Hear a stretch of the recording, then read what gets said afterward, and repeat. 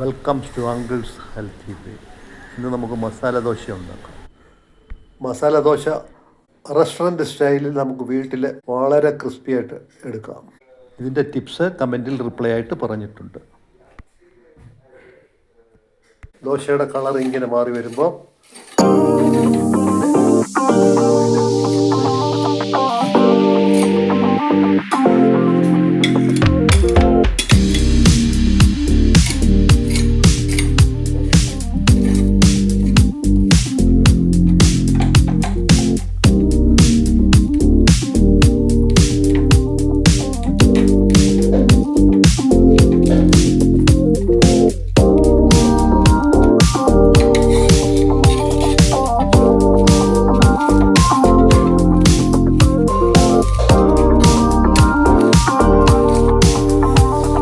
Masala dosa ready.